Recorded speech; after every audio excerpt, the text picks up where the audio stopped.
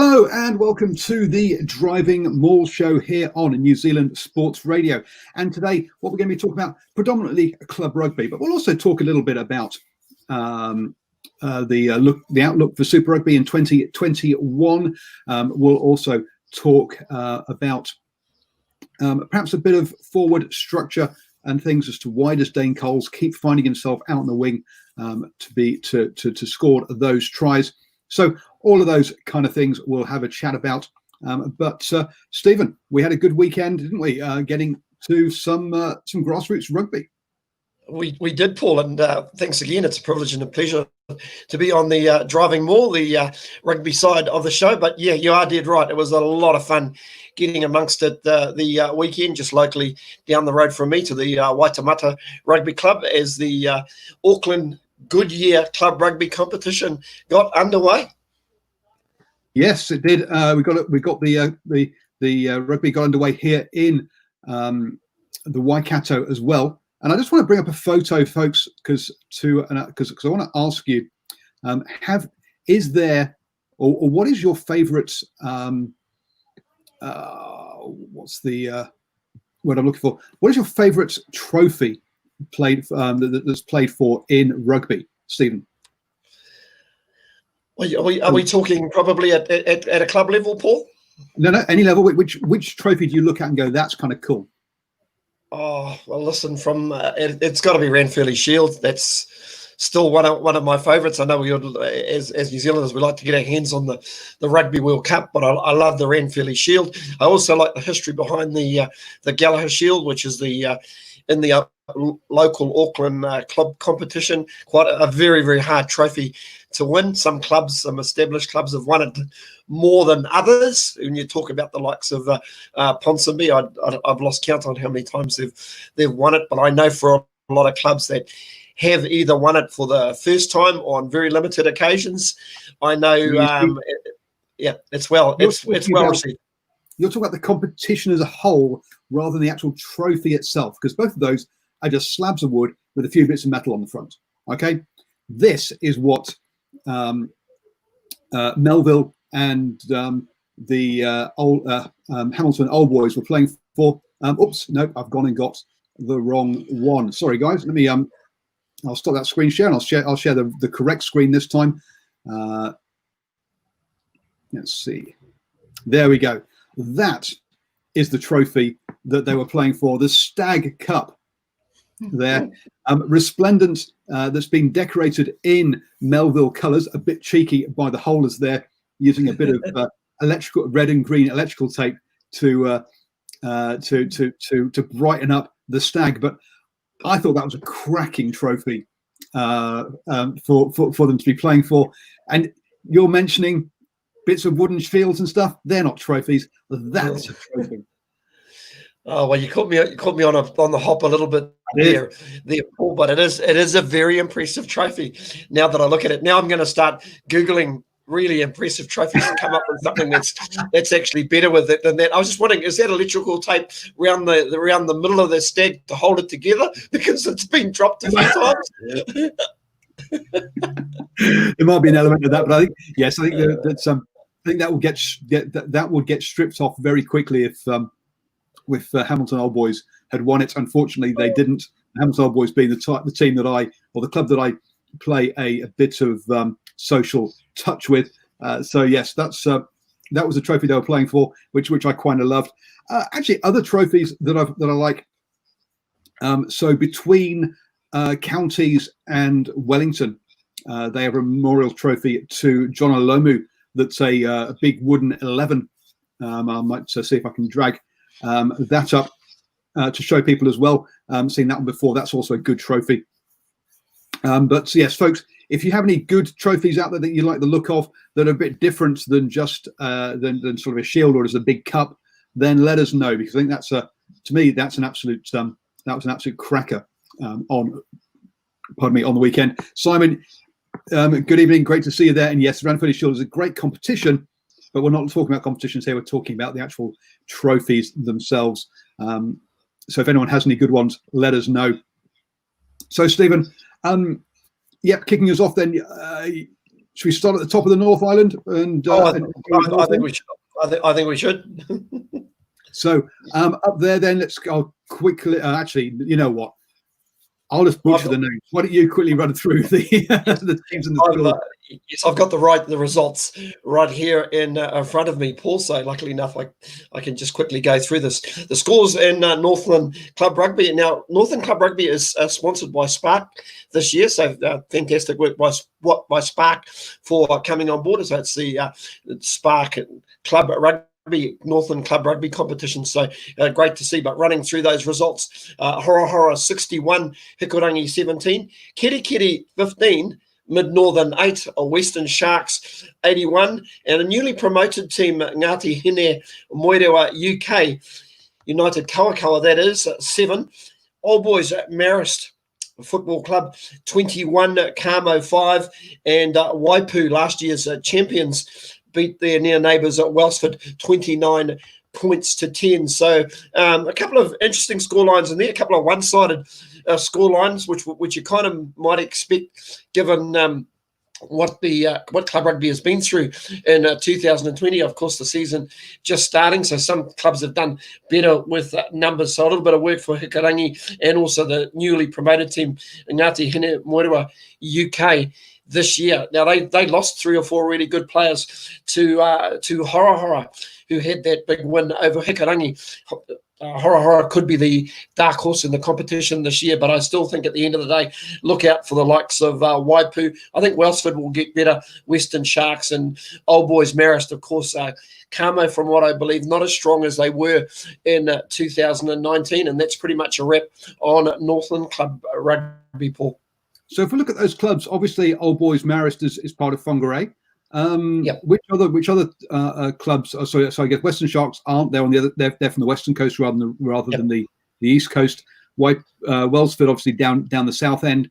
Because I think isn't there kind of like 2 or 3 clubs out of Whangarei for Northland? Yeah, well, really the only real local based ones is from what I can see is Old Boys Marist and Kamo, of course.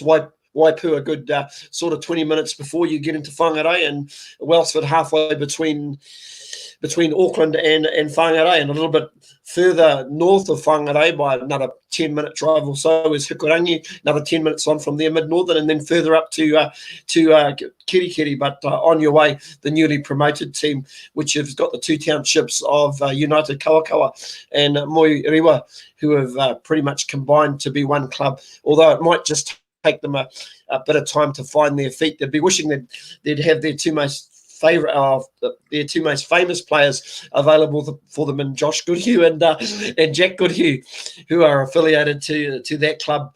Paul, who's that guy? Yeah, yeah, that guy, that Jack guy. Yeah, Goodhue's the second name, by the way, Paul. Yeah. Interesting, couple of little tidbits as well. Interesting to see that Kara Pryor played at number 8 for Hora on the weekend. So Kara back in Northland. We didn't see a lot of him last year after he basically moved on from the Blues. And also Wise Guy Faiani, who was down here who had come back down to Auckland, has gone back up to have another crack to see if he can play Mitre 10 Cup rugby. But probably a good idea, given that Auckland have got the likes of Zahn Sullivan, Harry Plummer in their stable. Also maybe D'Angelo Leilua, who may be still around, or in fact he may have even moved on to another union as well. So there's depth in the Auckland union. We'll get to them in a moment anyway, Paul. Well, it's good to see that actually it's not all centred around Whangarei. I mean, on the women's side, when I was talking with Cheryl Smith the other week, if you can go back and have a look at that long talk with her, she is the head coach of the Farah Palmer Cup team up there in Northland. She was mentioning, I think, like 3 out of their 6 teams are based out of Whangarei on the women's side. So it's good to see that the men's one is more spread around the union. Clearly, it means a bit more travel for the teams, because it's one of the unions with the biggest land area, if not the biggest populations. Pardon me. Now, from what I believe, I must mention to Paul, talking to George Cornea today, he was telling me, I just wanted to ask, what is the process, given that the season has started so late? There will be pretty much one round, but the top 2 teams will play in a final. Right. Okay. So it's not going to be So quite often, folks, the way that these things are set up is you have one round, then you split into two halves and have another round, and then the finals. Clearly, the second half of that season just there isn't as time for this year before the Mitre 10 cuts off. Is the Northland split into different regions for the club competition because it's a big area? No, it's not. No, it's not. Northland is still just one region. There isn't a kind of a North Division and a South Division. Northland is just one.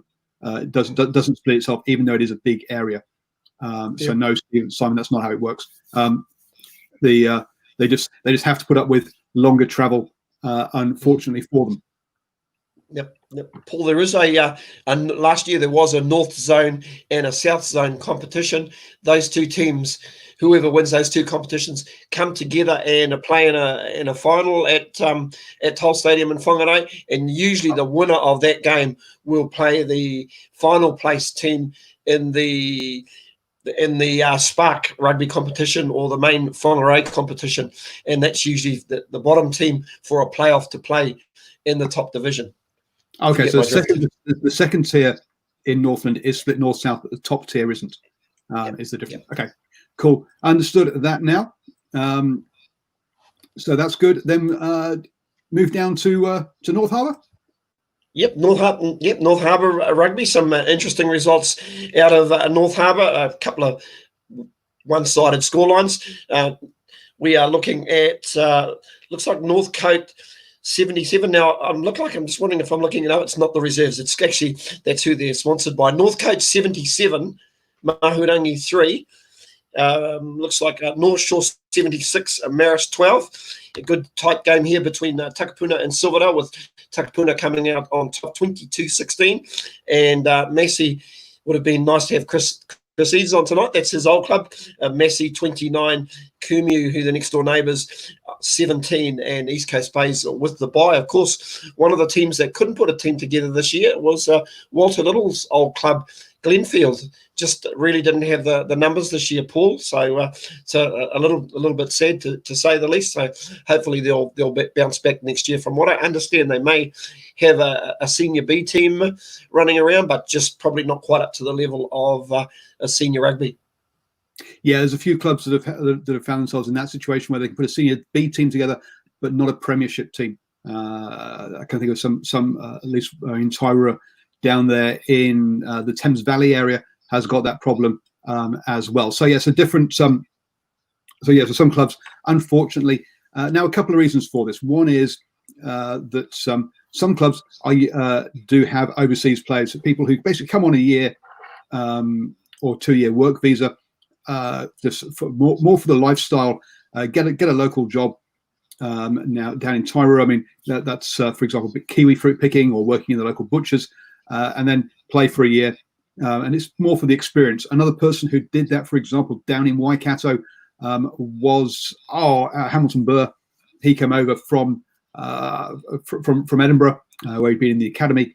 Came over, played for Hautapu. He's here for this season, for 2 seasons, and he ended up getting himself a place in the Minor 10 Cup squad. So he didn't come over for the money; he came over for the experience, for the development of his game, and hoping he'll go back and then get himself back onto the professional track again. So obviously those players aren't available this year because of the border closures and COVID. Then you've got people who have lost their jobs and basically are having to basically can't commit to training or games or can't even afford their club membership because they've lost their jobs, and so they're having to maybe take on some extra shift work or do babysitting while their partner's out working or something like that, and that's why there are less players available to clubs this season. So and that's why a few clubs will end up like that. You say, Stephen, a couple of lopsided results initially there. With it looks like Northcote, North Shore will get a real test or a real idea as to where they're kind of standing probably next week after we see them play a couple of games rather than those. I don't think we've got a true idea as to the level off those games from the weekend. Paul, I was going to say that the likes of Mahurangi, they've always been based up there in Warkworth, always been the traditional cellar dwellers. They're real tries from up that way, but obviously don't really have the depth in the area. They kind of do rely on players from the local Mahurangi school, but a lot of kids do, excuse me, move out of the area. So it's pretty much local guys who front up for that particular club week in, week out. And Marist a little bit the same. Marist usually did a bit better as the season rolls along. They have the odd one or two good players. The one player out of their club I can think of was Anthony Borich, who played for Moorblack, who played for North Harbour Marist. But I think in terms of the teams to watch this year, I think you probably can't go past the likes of Northcote, who took out the championship in 2017 and 2018, and they were runners-up last year to East Coast Bays, who had the bye on the weekend. And probably also look out for North Shore and Takapuna. I'm probably picking that's your four to watch out for, although people in Massey, if they can probably hear me from down here in Henderson, won't be too happy if I don't mention them as well. But you never know how these things play out. Like the Northland-wide competition, this is pretty much a sprint this year, Paul, with only really what are we looking at? Probably a 12-week club competition. Yeah, you also remember, look, that a lot of these these clubs will have pretty shallow squads, so a couple of injuries could change things very quickly. Also, they're not going to have all their players available every weekend. So some clubs will play strong one weekend and weak another weekend because of shift work or people travelling on business as well. So you're not always going to get that. The teams will fluctuate throughout the season. Before we move on to the Auckland results, let's have a chat about Super Rugby and what it might look like going forward, because we've had lots of rumours coming out of Australia around what structure rugby might be in 2021, and also what structure rugby might be in Australia itself. So some of the rumours that have been going around that haven't reported on too much on the morning sports briefing, because they are just rumours, and we hear this quite a lot out of Australian rugby. So I was waiting until we got something a bit more concrete out of it before we actually mention it in the morning sports briefing. But there have been rumours of basically Australia trying to go down to 4 teams. Now, you probably tell me, Paul, look, they've got 4 Super Rugby teams now. They do, but they also have the Western Force out there, and they're trying to get the Western Force back in. One of the things about the new CEO there is he's not a guy hooked up on history. He's a guy hooked up on clubs being able to be self-sufficient, or teams being self-sufficient. And one thing that Twiggy Forrester brings, being a billionaire, is self-sufficiency. And it's been some interesting things there. So hence, there have been discussions that maybe the Rebels and the Brumbies would merge. That's been kiboshed by Australian Rugby, saying, no, look, we're not looking at doing that. We're not looking at reducing the numbers. And there's also some persistent rumours around the Rebels and the Force merging as well. Stephen, do you think Australia really has got the player pool to keep 5 teams going, or not? Paul, I'm not 100% sure, but one thing I do like about an Australasian competition is actually the timeline. It's at a time where people can watch this games. It only really deviates between sort of 5 in the afternoon. If I'm thinking they're going to keep that sort of timeline between sort of 3 in the afternoon and 8 or 9 in the evening, and that's a good timeline as opposed to getting games at all hours. But in terms of what I would like to see is an opportunity for some of these squads to have some Pacific Island rugby players who, as part of their stable. So, for example, each team carries 5 or 6 Pacific Island rugby players, whether they be from Samoa, Fiji. They still get to go back and play with the country, but it keeps them down in this area of the world, Paul, and it can only be good for their game. Yeah, absolutely. So one of the things that Ben Darwin and his colleague from Gain Analytics have said before, that look, the last time Australian rugby was strong was essentially when they had 4 teams. And what they did straight after that, winning the Rugby World Cup, was add in the Force, which was the last thing they needed to do look, 4 teams is about the right, 4 squads is about the right kind of size for the Australian player pool.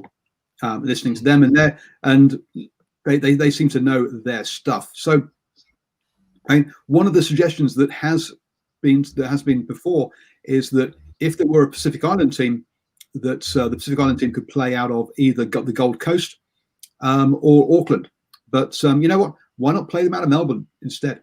And then so you have 3 Australian franchises in Perth, Canberra, Sydney, and Durban. Not Durban. Darwin. Is it Darwin? No. Is that where Queensland are? No, it's Brisbane. Brisbane. So yeah, so Brisbane, Sydney, Canberra, and Perth, and then maybe have the Melbourne team as being that Pacific Islander team.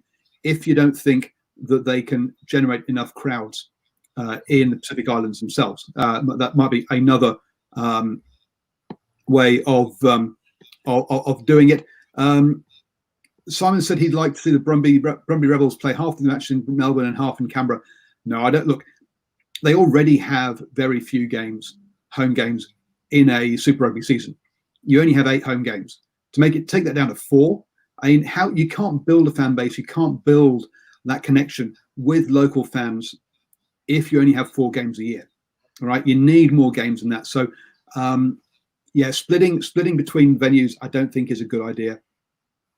Taking one game out to the provinces is a different matter, but taking half your games to an entirely different state, that I think is too much. So, so yes, the talk is of a Trans-Tasman competition in 2021 with potentially a Pacific Island team or a Japanese team. Now, if there is a Japanese team in there, I don't think it will be the Sunwolves, put bluntly. I think what we'll see is perhaps the winner of the top league or a Panasonic Wild Knights or somebody like that taking part in Super Rugby rather than the resurrection of the Sunwolves. But one of the things they're saying is that is an idea, a short-term fix for 2021, because they don't see. I mean, we're in June now, and South Africa has not got a handle on its COVID situation, so they don't see there being that by January. And if you're going to start planning now for that kind of window, I think there are thoughts that basically the COVID situation in South Africa won't be ready to play by sort of end of January, early February. So whilst we might see a Trans-Tasman competition in 2021, that's not necessarily the structure we will have in 2022. Yay, change.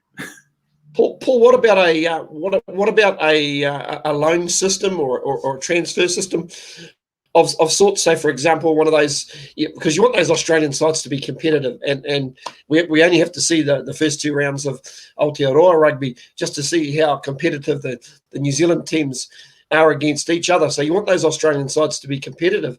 Would it be good to have a situation where they can loan players if they've got injuries, or maybe players can be, those players who are surplus to requirements, not required for Super Rugby, they can utilise those players in New Zealand to fill gaps? It's interesting that Dave Rennie has talked about allowing overseas players to play for the Wallabies as long as they're in Super Rugby. Right, so he's basically saying, look, if they're in Super Rugby, or if they're in, it doesn't really matter. There isn't much difference between them playing in Australia and playing elsewhere, because the window that they're playing in doesn't overlap with internationals. The Wallabies play. So clearly, Dave Rennie is coming around to that idea for the Australians to be able to select other players within Super Rugby. It's what Argentina did, because remember they used to have one Argentinian player playing for the Brumbies. He was still available for Argentina. So he had to either play either in Argentina or in Super Rugby. Hence, they could select players from their club competition. Something that I wouldn't object to New Zealand rugby going down, especially if we go down to teams in the same time zone, because then they can travel back for camps if they need to. Traveling back from South Africa, it's a bit hard. But if you've got a team if you've got a couple of players in Japan, then I don't see that selecting them for the All Blacks, I think, would be fine. Again, because the games they're playing in don't overlap with international rugby, and they're available. They'll pretty much be available either way. So, yeah, I think a more open approach for New Zealand and Australia to take around competition borders rather than country borders might be a good idea. There you go. We just solved it in one, didn't we? We did, really. There we go. Yeah, there you go. Andy Marinos, you can hand in your notice now. who would now tell me? Obviously Andy Marinos is the CEO of Super Rugby, but who would run this competition? Does Andy Marinos run anything at the end of the day, or does he just take orders from the CEOs of South Africa, New Zealand, and Australia, and just do as he's told? Really, I mean, at the end of the day, we didn't see Andy Marinos really come out and talk much during the lockdown and what was happening with Super Rugby. He was always the last person to talk after everybody knew what he was going to say, because everything had been leaked by all the other unions. So you've got to say, yeah, it would be organised by Australia and New Zealand, yes, and then he would rubber stamp it, essentially. I think this would also give some of the talk is that this would also give South Africa a window to consider whether they are going to move up to Europe or not, as part of the Pro 14 or however. Whilst I see games in South Africa are good for developing players, they're not good for developing an audience, unfortunately. You have to agree. So that looks like what's going to happen in 2021, folks, with Super Rugby. Obviously, as things clarify and we know more, we will let you know what we hear in that kind of space. The other thing that's obviously up, or that's not obviously, but is up for 2021, is also the Women's Rugby World Cup to be held here in New Zealand. Now, that is due to be held from memory, sort of June timeframe. It's in the middle of the year, isn't it? That's going to be held. Now, if you look at women's rugby between now and then, we've got a bit of club rugby now, followed by the Farah Palmer Cup this year, which hasn't been, the exact dates haven't been announced yet, and they're still working on that. We've been talking with a few people that's from different provinces that say they haven't got dates yet for it. What they're going to try and do is try and have as many of them as being double headers with the Minor 10 Cup, from what I understand. So from a coverage point of view, from New Zealand Sports Radio, that will mean that myself, Stephen, Arsham potentially will, and maybe also Cornflake from down the deep south. Perhaps it means that we'll be able to get to a few more of the Farah Palmer Cup games this year to bring you coverage from that, as well as the Mitre 10 Cup. So really looking forward to that. What it does do though is that means that the Farah Palmer Cup will finish end of November-ish time, Stephen. Yes. And if you've not got the it's a Women's Rugby World Cup isn't going to start until June. I can't remember exactly which date it was. It is now, but that basically gives you 6 months-ish, or 4 or 5 months between high-level rugby and Rugby World Cup, with just club rugby in between. That's not really the kind of level that the girls need, or the ladies need, to prepare for Rugby World Cup. So we've still got to see what New Zealand Rugby will put in that place. It sounded like they were looking at trying to put some sort of professional rugby competition in there for the women, not aligned. I don't think it was going to be aligned with Super W or W Super, which is what they have in Australia. So watch this space. I think it really is the answer there as to what might happen early next year for to get the Black Ferns ready for that Rugby World Cup. Because if you look at the Northern Hemisphere, they've just changed sponsors. So, but basically the women's club competition in England obviously would run through till May time, which would mean their players would be prepared well for, or would be kind of fit for the Rugby World Cup. The French in a similar kind of vein. So keep an eye out for what's going to happen in the women's space. We'll let you know as soon as we know. Paul, just on that Women's World Cup, it'll be the 9th Women's Rugby World Cup, and it's scheduled to start on the 21st of, it's starting, beg your pardon, to start in July 2021 and end August 2021. So those are the dates at the moment. They're looking at 30 odd 30-odd games in total, and 12 nations attending in total. So I think it's really important that rugby, not just in New Zealand, gets off the ground running, but also wherever women's rugby is played around the world. And that's going to be the interesting thing for me, Paul. It's going to give some teams are going to have more time than others, let's say. Absolutely. If you think about who the teams that turned up for that super tournament in the USA, when it was about top teams, the top teams in women's rugby, and I've not got the world rankings in front of me, but you're talking about New Zealand, England, France, obviously, Ireland are up there as well. Then you're talking USA and Canada. So you're not talking your traditional teams then. You're not talking necessarily Wales, Scotland, and Italy. USA and Canada are ahead of those sides.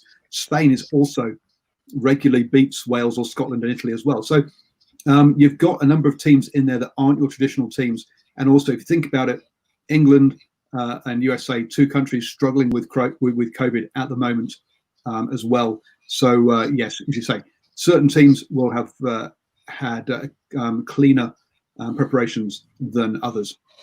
I've got those rankings right here, Paul. The New Zealand team is ranked the number 1 team. England in second place, Canada third, France in fourth, which surprises me a little bit because the French have been going well. I know they've sort of got a bit of a shadow on New Zealand at the minute. Italy in fifth, Australia sixth, USA seventh, Ireland eighth, Wales ninth, and Spain in 10th, and in 11th is Scotland, 12th is Japan. So that's your top 12, but not a great difference in points between Japan and South Africa. Japan's rating is 65.80, South Africa 63.39, but New Zealand out there in front, 93.88, but right behind them, England, 93.65. So those are your top 2 teams, and of course the teams that are just battling to make that 12. Yep, and Simon, you're right that in the live chat there that Farah Palmer Cup is back in August, but whilst they've announced a start date, which I think is 22nd, which is later than the beginning of the Mice 10 Cup, they still haven't given the actual schedule yet. So there is still a lot of discussions going on. I can assure you, it's not quite as simple as is being made out by having a date. But in the Tribe Sports app are just reporting the official start date, but I say there's a lot more work going on to try and make that happen, and what that really means as well. Moving on then, the other big change to the Farah Palmer Cup, Stephen, is the North-South divide. There no longer is a Premiership and a Championship. It's going to be North and South, which I guess with a lot of these players being basically amateur, obviously travel is a big issue for them. So the way they're going to split it is basically Northland, North Harbour, Auckland, Counties Manukau, Waikato, Bay of Plenty, and Taranaki are going to be in the North Division, and the Southern Division will be Manawatu, Hawke's Bay, Wellington, Tasman, Canterbury, and Otago. Southland don't have a team, so 7 in the North Division and 6 in the South Division. Woohoo! Good old bus trip. Get the guitar out. That's on the way home from the game too, by the way, Paul. Not on the way there. Okay. No. But hey, listen, great. Even though you're going to have these bus trips or road trips, listen, I think they're just great for bonding teams. And whilst these are unprecedented times, and I'd love 10 cents for every time somebody has actually said that word. Listen, I think it's a great thing. It's a little bit old school, and I think it'll be some great bonding. Of course, we spoke the province that I follow, Northland, will have one Portia Woodman running around for Northland this year. She's linked up with the Kaikoui Club, and that's really, really exciting for women's rugby in the North. And we're hoping to touch base with Josh Hyde at some stage, because we are looking at a women's show, hopefully. Before that Farah Palmer Cup season starts. So we're not forgetting about our ladies out there. No, absolutely not. And look, two teams that probably were, if you think about it, you've got some Auckland counties, Waikato, 3 of the powerhouse or three of the more sort of more established women's sides. Taranaki, to be honest with you, are going to have a tough season this season unless they're getting strengthened by some of the Black Ferns or Black Fern Sevens. Look, they're a new outfit. They've only been around for 2 seasons, and they have found it difficult getting up to speed with the more established clubs, and that was in the Championship. Now they're going to be against Premiership teams, or what were Premiership teams in Auckland, in counties, in Waikato. So yeah, it's going to be a tough season for them. So getting Portia, and I've forgotten who the other Black Fern Sevens player is that's playing for Northland, but getting those in, that extra quality will be needed, and it's going to be a good challenge for the girls up there for that one. Shall we move on to Auckland club results? Thank you, Paul. We'll head down that path. Well, it's good that we mentioned driving of sorts, because Auckland Club Rugby is sponsored by Goodyear for 2020, and results from the weekend. Starting with the home teams: Te Papapa 3, Marist 80, Eden 24, Grammar 18, Otahu 6, Pakuranga 44. Dwayne will be happy about that. Suburbs and Manukau. Suburbs playing at home against Manukau drew 20 all. East Tamaki playing at home, East Tamaki 6, College Rifles 52, and the current premiers, Ponsonby 48 over University 16. And the game that I attended the weekend, good tight contest between the home side Waitemata, who came out on top 17-13 over Papatoetoe, and that was at Waitemata Park, just down the road here from me. And that was a really, really tight game, very close at halftime. 2 contrasting styles. We had a Papatoetoe team with a very, very big, solid pack, used their forwards, but they also had some real power in the loose forwards and plenty of punch in the midfield. Waitemata, though, young side this year, and I think the youngest, talking to the head coach Rory Lord, said the oldest guy they've got on the team is about 25. So it just shows you how young they were, and of course, good to catch up with Nico Jones, son of the great Michael Jones, Paul. Absolutely. So yes, so folks, go back on the for those of you listening on the podcast. Don't forget you can actually listen to the podcast. Just search for New Zealand Sports Radio on iTunes, iHeartRadio, Spotify, Acast, and all your favourite podcatchers. But if you go back and have a look on our Facebook page, you'll see that Stephen had interviews with the 2 head coaches from that game, and as you say, Nico Jones as well. It's been a very popular video, that interview with Nico. So go check that out on our Facebook page. Strong starts there from Ponsonby and College Rifles, 2 teams I think are going to be there or thereabouts come the end of the season, definitely, aren't they? Oh, listen, Ponsonby, once again, not only sort of impressive, some of the players they've got on the paddock, guys who've got a bit of first-class experience, like Joe Royal, who's played for the Bay of Plenty Steamers at hooker. They had the likes of Jordan Traynor running around at fullback, and Danny Tusitala, who's the Auckland Mitre 10 Cup halfback. Alex Daybeck, who normally captains the side, was running around in the 7 jersey, but he played a couple of games for Auckland and Mitre 10 Cup 2019. But listen, strong overall. Even if you look at their management, Pete Leoluso, Kevin Senio, Tani Fuga, the former Samoan International World Cup winner in 1991, Kevin Senio, of course.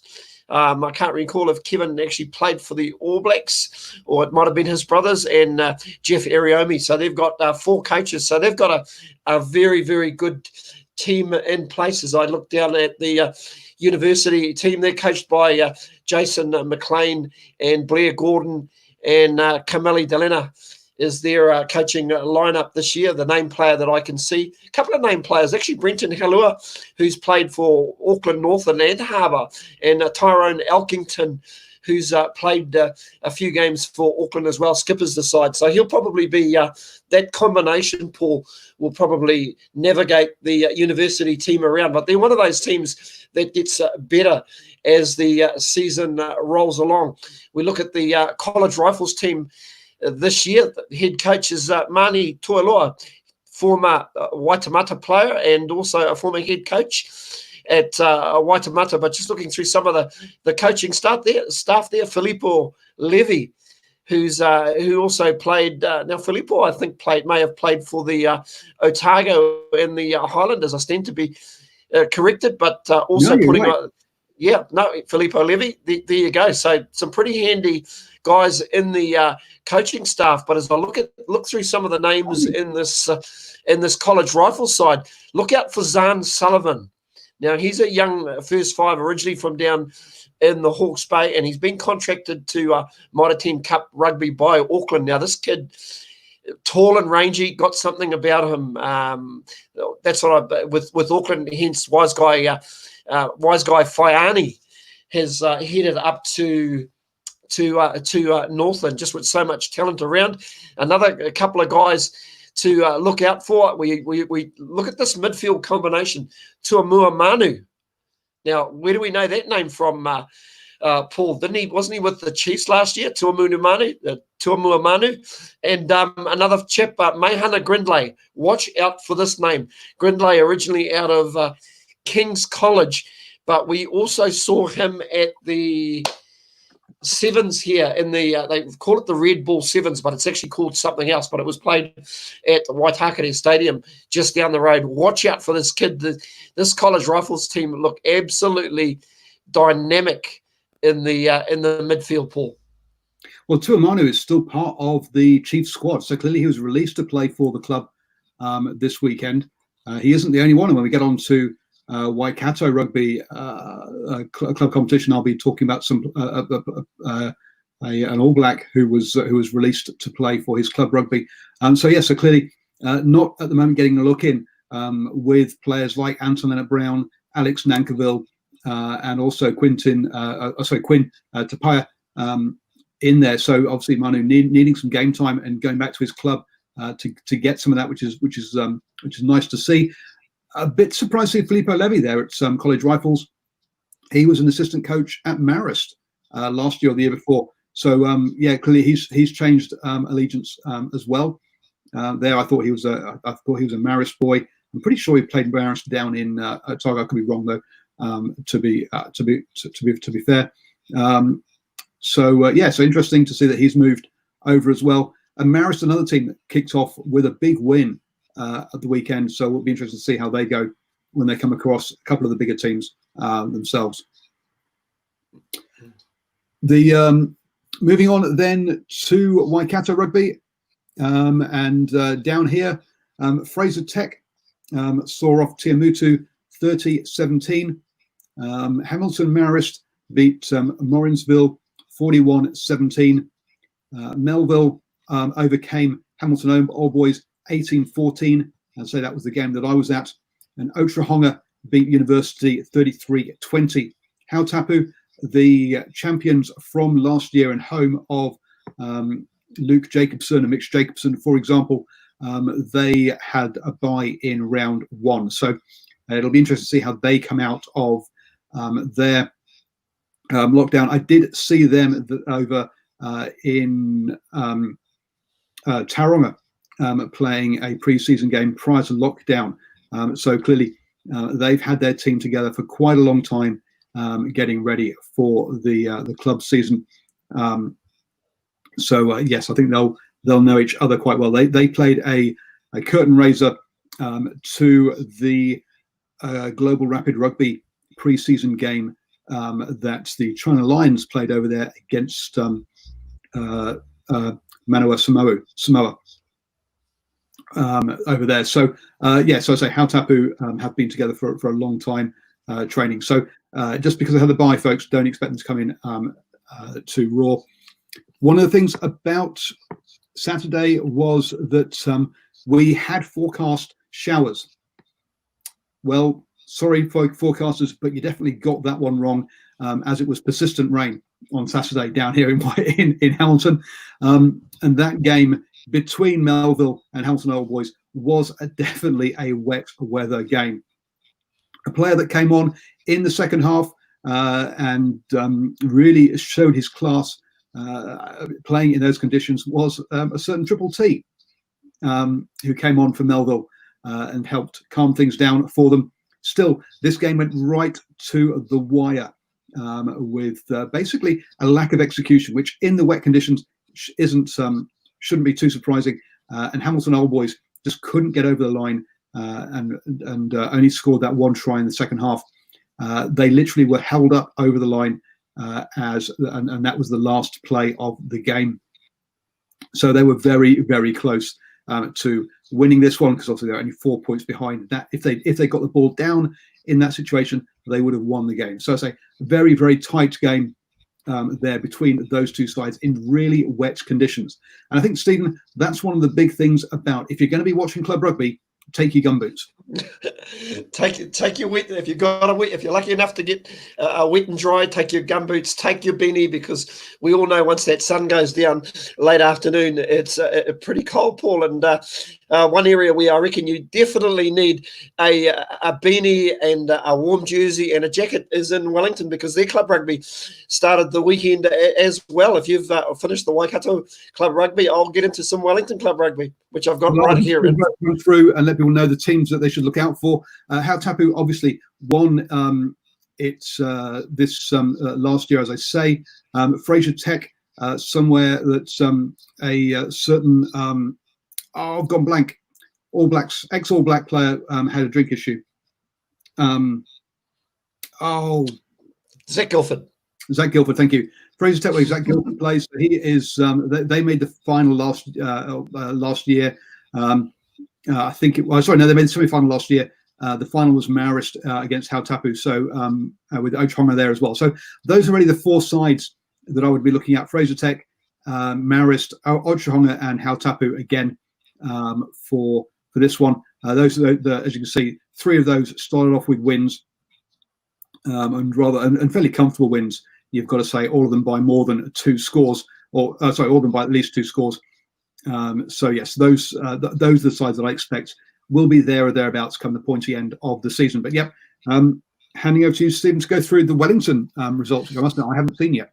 Yeah, Wellington Club Rugby, and I would imagine just given the Wellington weather over the weekend, I'm not too sure what the conditions were like down there, but you'd have to go out if you were watching a bit of footy down there. You'd need all the warm clothing that you've got. Just looking at some of our results from the weekend, Old Boys at University 25, Pornic 5, Norths 5, Marist St. Pat's 28.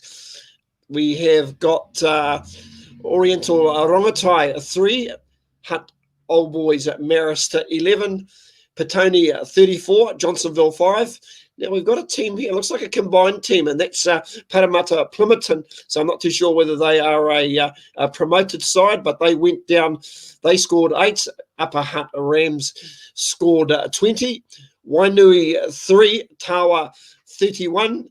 In our final game, looks like it was Wellington 17 over Avalon 14. And just even looking through some of the names, full credit to Wellington for this particular post. They've got all the teams' names, so we'll do a little bit more homework just to see which team we'll be looking out for. But those results after the weekend see Petone, Tawa, and Marist on the top of the table after round 1. So that's the Swindale Shield in Wellington.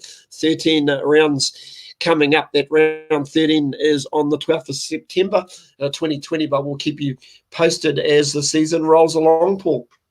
Absolutely, folks. Now, this coming weekend, I unfortunately won't be able to make it to any of the grassroots games, but Stephen and Arshin might also be making some games. So keep an eye out on our Facebook page, New Zealand Sports Radio, for updates from those games and with a few live videos from the pitch side there. Because yes, it's great to have club footy back, and we would like to give them a bit of love, because let's be honest, it's a level of rugby that hasn't been given its the love that it kind of needs and the exposure it needs. So do keep an eye out for all of that. Also, I'm working on a correspondent who will help us with some Bay of Plenty reports, hopefully. So if you would like to help us get some reports from the club grounds, then do get in touch, folks, because as I say, it would be great to give the clubs a bit more exposure on our Facebook page. Moving on then, and one of the things that I was watching a game in the first round with a mate of mine who is a or has been a member of the Chiefs and of Waikato Rugby for a number of years. So a guy who knows a lot of rugby, has watched a lot of rugby, and I mentioned to him in past and he mentioned, like, oh look, Dane Cole's been out on the wing again. What's he doing around hanging out there? And so I tried to explain to him that, look, it's a 1-3-3-1 formation that the forwards use, and he looked at me kind of blankly. So I thought it'd be a good idea just to talk through what that might kind of means for people. So hopefully you can enjoy watching what you see and understand what you're seeing on the screens. When a team gets into an attacking formation, now clearly, if they've just started from a line out, all the forwards are going to be over on one side of the pitch where the line out was. So it's going to take a couple of phases for this to set in. It's not like American football where you can set up your structures straight away every play. It's something that players have to slowly move into, and you'll see them gravitating towards this. What you'll find is that the outside players, if you look on both wings, will be the winger normally plus one of the forwards, generally a loose forward. So, for example, if you're watching the Auckland game at the weekend, you'll have seen that Akira Ioane was going out towards the right-hand side and Hoskins Tutu out to the left-hand side. And basically, there will be the second or third player out on the edge of the lines on either side. What that does is, that means if a winger does make a break, they know they have a forward support player to clean out. It also means that there's a large player there you can give the ball to who can potentially run up against a smaller back and get a mismatch.